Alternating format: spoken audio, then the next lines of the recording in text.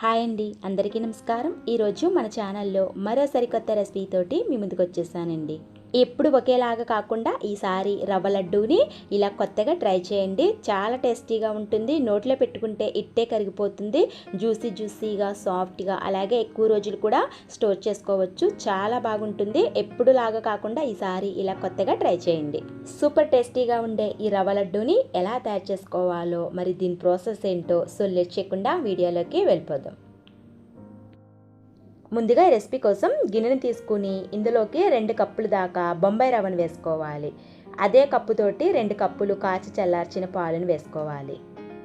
ఇక్కడ మనం దాదాపు బొంబాయి రవ్వని 2 కప్పులు తీసుకున్నామండి. 2 కప్పుల రవ్వకి 2 కప్పులు పాలు వేసుకో. మీరు అదే క్వాంటిటీ ఎక్కువ తీసుకున్నారనుకోండి, 3 కప్పులు బొంబాయి రవ్వ వేసుకుంటే 3 కప్పులు పాలు వేసుకోవాలి. ఇలా రవ్వ పాల్లో నానడం వల్ల ఈ రవ్వ లడ్డు చాలా టేస్టీగా ఉంటాయండి.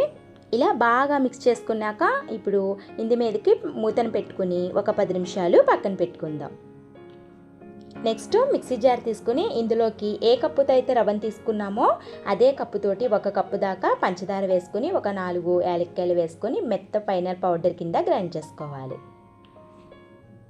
ఇప్పుడు స్టవ్ మీద మందంపాటి కడాయి పెట్టుకుని ఇందులోకి ఒక 2 టేబుల్ స్పూన్ దాకా నెయ్యి వేసుకోండి. నెయ్యి హీట్ అయ్యాక ఇందులోకి 1 కప్పు దాకా డ్రై ఫ్రూట్స్ వేసుకోండి. ఇక్కడ మీకు నచ్చిన డ్రై ఫ్రూట్స్ ఏవైనా వేసుకోవచ్చు.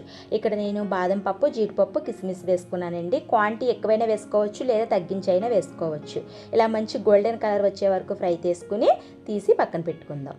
ఇప్పుడు అదే నెయ్యిలోకి ముందుగా కలిపి పెట్టుకున్నాం కదండి పాలు, రవ్వ, ఆ మిశ్రమాన్ని ఇందులోకి వేసుకోవాలి. ఇప్పుడు మంటని లో ఫ్లేమ్లో పెట్టుకుని గరిటెతో కలుపుకుంటూ 1 నిమిషం పాటు ఉడికించుకోవాలి.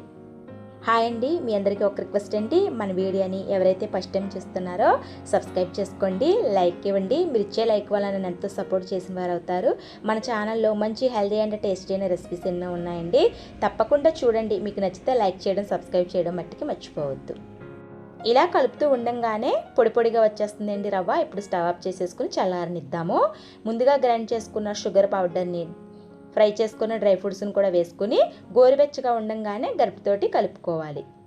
ఈ లడ్డూలోకి మీకు పంచదార వద్దనుకున్నారనుకోండి 1 కప్పున్నర దాకా బెల్లం తురుము వేసుకుని ఈ లడ్డూలు ప్రిపేర్ చేసుకోవచ్చు హెల్దీగా.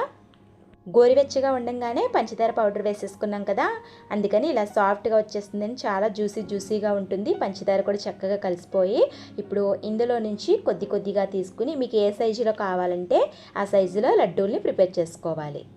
చాలా బాగుంటాయండి ఈ రవ్వ లడ్డూలు. పాలులో ఇలా కలిపి చేసుకున్నారంటే ఎక్కువ రోజులు కూడా స్టోర్ చేసుకోవచ్చు. మనం నార్మల్గా చేసే రవ్వ లడ్డు కన్నా ఈ రవ్వ లడ్డు చాలా టేస్టీగా ఉంటుంది. జ్యూసీగా సాఫ్ట్గా చాలా బాగుంటాయండి. తప్పకుండా ట్రై చేయండి. ఇలా అన్నీ రెడీ చేసుకుని డబ్బాలో పెట్టుకుని స్టోర్ చేసుకోవచ్చు. ఓకే ఫ్రెండ్స్, మరి ఈ రెసిపీ మీకు నచ్చిందా?